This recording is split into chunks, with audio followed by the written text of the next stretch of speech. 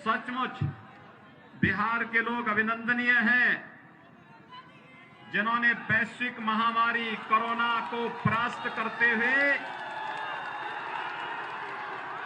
लोकतंत्र को विजयी बनाने के इस अभियान में अपना योगदान दिया है। और तीसरे चरण में आप सबको भी बिहार विधानसभा चुनाव में मताधिकार का अवसर प्राप्त होगा। और इस देश से आपसे अपील करने के लिए विशेष रूप से मैं उत्तर प्रदेश से आपके बीच यहां पर आया हूं। भाइयों बहनों, हम सब जानते हैं जब चुनाव लोकतंत्र के इस महापर्व के रूप में हम लोग मना रहे हैं, उन स्थितियों में पूरी दुनिया वैश्विक महामारी कोविड की चपेट में है और हमें सावधानी बरतनी पड़ेगी। सावधानी इस बात की बरतनी पड़ेगी कि जब तक कोरोना वायरस पूरी तरह समाप्त नहीं हो जाता है, जब तक वैक्सीन या दवा हमारे पास नहीं आ जाती है, हमें सावधानी बरतनी पड़ेगी। और देश के यशस्वी प्रधानमंत्री जी ने इसी बात का आह्वान हमारा किया है। उन्होंने एक ही बात कही है, जब तक दवा या वैक्सीन नहीं आती है तब तक बचाव ही सर्वोत्तम उपाय है। और बचाव के लिए 2 गज की दूरी और मास्क है जरूरी। हमें इसका पालन करना ही पड़ेगा। और भाइयों बहनों, मैं विश्वास के साथ कह सकता हूं कि आप सभी मतदाताओं के सामने कोरोना परास्त हुआ है। और जब 10 नवंबर को बिहार विधानसभा चुनाव का परिणाम सामने आएगा तो कांग्रेस और राजद भी परास्त होता हुआ दिखाई देगा। यही अपील करने के लिए आज मैं आपके बीच आया हूं। चुनाव जनता को करना है। और भाइयों बहनों, ये चुनाव हमारे लिए इसलिए भी महत्वपूर्ण है क्योंकि यह देश आज भारत को महाशक्ति के रूप में स्थापित करने के प्रधानमंत्री मोदी जी के अभियान के साथ खड़ा हुआ है। एक तरफ परिवारवाद को बढ़ावा देने वाली, जातिवाद के आधार पर सामाजिक ताने बाने को छिन्न भिन्न करने वाली, तुष्टीकरण की पोषक, और जब भी शासन करने का अवसर प्राप्त हुआ तो उन्होंने बेईमानी और भ्रष्टाचार की पराकाष्ठा को पूरा करते हुए देश की सुरक्षा के साथ खिलवाड़ किया। ऐसे कांग्रेस और राजद जैसे दल एक तरफ खड़े हैं, दूसरी तरफ भारतीय जनता पार्टी जदयू एनडीए के रूप में आपके सामने है। घोषणाएं स्पष्ट हैं, मुद्दे स्पष्ट हैं, सबकी कार्यप्रणाली आपके सामने स्पष्ट है, बताने की आवश्यकता नहीं। और भाइयों बहनों, इसी स्पष्टता के साथ आपने देखा होगा पिछले 6 वर्षों से प्रधानमंत्री के रूप में मोदी जी हैं। और भाइयों बहनों, मोदी जी की कार्य पद्धति किसी से छुपी हुई नहीं है। मोदी जी के नेतृत्व में इस देश के अंदर जब पहली बार 2014 में मोदी जी को प्रधानमंत्री पद के रूप में देश की जनता ने अवसर दिया था, उस समय भाइयों बहनों, मोदी जी ने देश की जनता के सामने एक ही वायदा किया था। उन्होंने कहा था कि जो कांग्रेस के समय में होता था, कांग्रेस कहती थी ना, किसी एक मत या मजहब विशेष के देश के संसाधनों पर अधिकार को जबरदस्ती यहां पर वो अधिकार दिखाने का प्रयास कांग्रेस करती थी। और मोदी जी ने कहा नहीं, इस देश के संसाधनों पर अधिकार इस देश के गरीबों का है, इस देश के किसानों का, इस देश के नौजवानों का है, इस देश की महिलाओं का है और समाज के प्रत्येक तबके का है। उन्होंने स्पष्ट किया कि हम विकास करेंगे सबका, लेकिन तुष्टीकरण किसी का नहीं करेंगे। देश की योजनाओं का लाभ समाज के प्रत्येक तबके को मिलेगा। इसमें जाति, मत, मजहब, क्षेत्र, भाषा ये नहीं देखा जाएगा।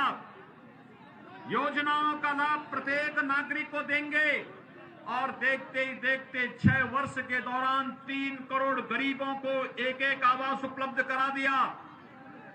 4 करोड़ गरीबों को निःशुल्क विद्युत के कनेक्शन उपलब्ध करवा दिए गए।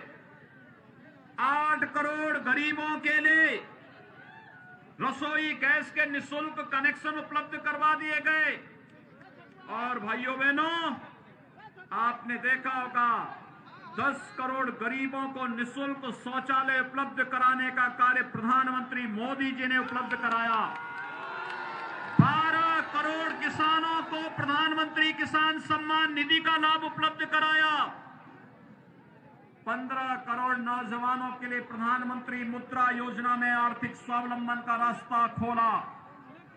35 करोड़ गरीबों का जनधन अकाउंट खुलवा करके उन्हें देश के वित्तीय समावेशन के साथ जोड़ने का कार्य किया। और भाइयों बहनों, 50 करोड़ गरीबों को आयुष्मान भारत में 5 लाख रुपए सालाना स्वास्थ्य बीमा का कवर भी प्रधानमंत्री मोदी जी ने दिया।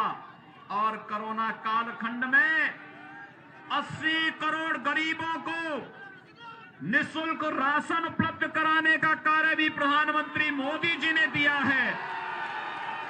एक तरफ प्रधानमंत्री मोदी जी के नेतृत्व में विकास की योजनाएं घर घर तक, गांव गांव तक पहुंचाने का कार्य हो रहा है। 6 वर्ष के कार्यकाल में गांव के लिए, गरीब के लिए, किसान के लिए, नौजवान के लिए, महिलाओं के लिए, व्यापारियों के लिए, समाज के प्रत्येक तबके के लिए योजनाएं बनी। और दूसरी तरफ जब इस देश की जनता जनार्दन ने मोदी जी के नेतृत्व में विश्वास करते हुए दूसरी बार उन्हें अवसर दिया, तो मोदी जी ने दूसरे कार्यकाल में आने के बाद एक ही बात कही थी। उन्होंने कहा पहले 5 वर्ष गरीबों के लिए, अगले 5 वर्ष देश के उत्थान के लिए।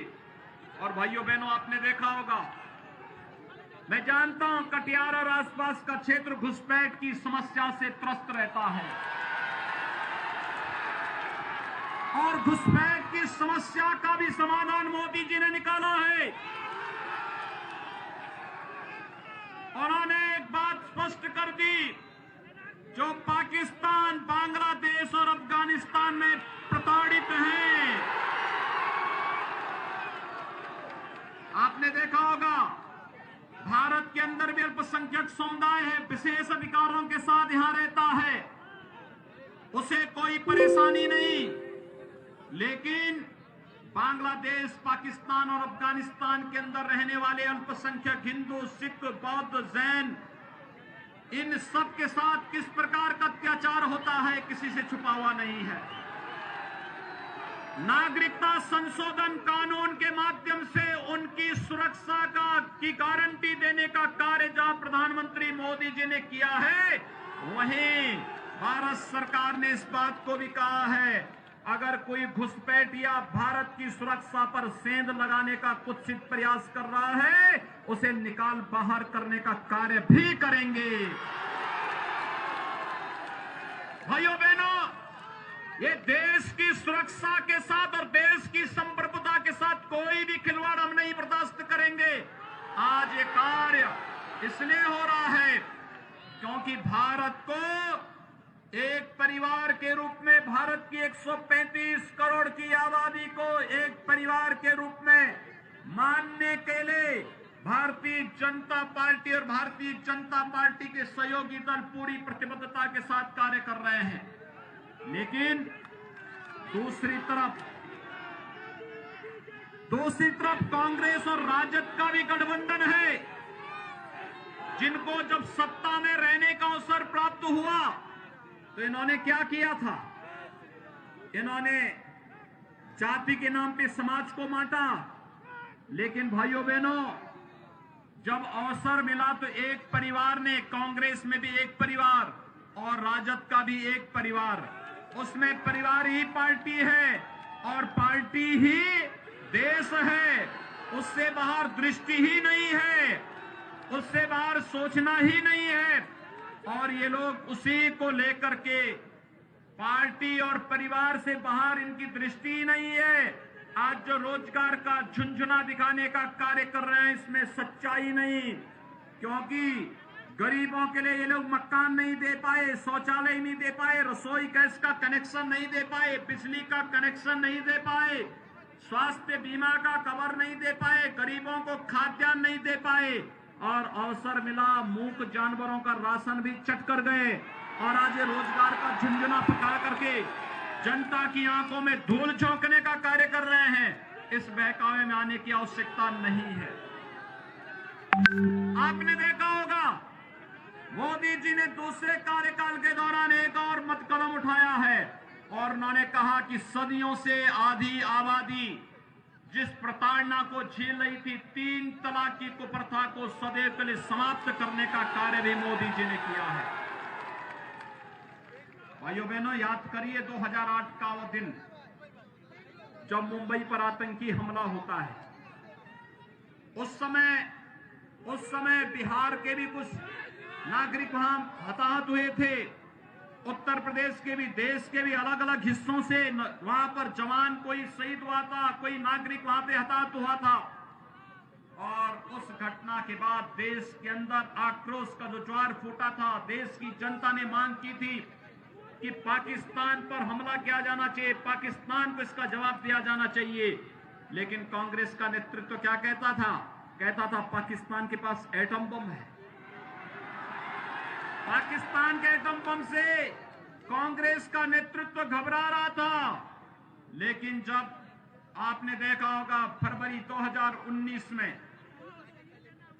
पुलवामा में भारत के सीआरपीएफ के बहादुर जवानों पर पाकिस्तान प्रस्त आतंकवादियों ने कायराना हमला किया था, तब प्रधानमंत्री मोदी जी ने कहा था कि हमारे जवान इसका बदला कैसे लेना है स्वयं तय करेंगे।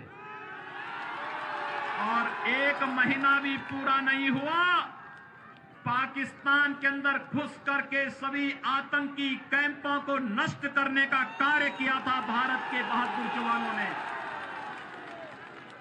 आपने पिछले 1 सप्ताह के अंदर सभी टेलीविजन में जो एक समाचार आ रहा था प्रमुखता के साथ कि पाकिस्तान की संसद में बहस चल रही थी और पुलवामा हमले के बाद विंग कमांडर अभिनंदन को सुरक्षित भारत लाने के बारे में जब बात हुई तो उस समय कैसे पाकिस्तान के अंदर उस बैठक में पाकिस्तान के आर्मी प्रमुख कैसे पसीने से तर थे ये सुन करके कि भारत हमला कर देगा तो क्या होगा पाकिस्तान का। क्या स्थिति थी उस समय इमरान खान की और वहां के रक्षा मंत्री और विदेश मंत्री की? सब भयभीत थे कि कहीं भारत हमला करके पाकिस्तान का काम तमाम न कर दे। ये है नया भारत।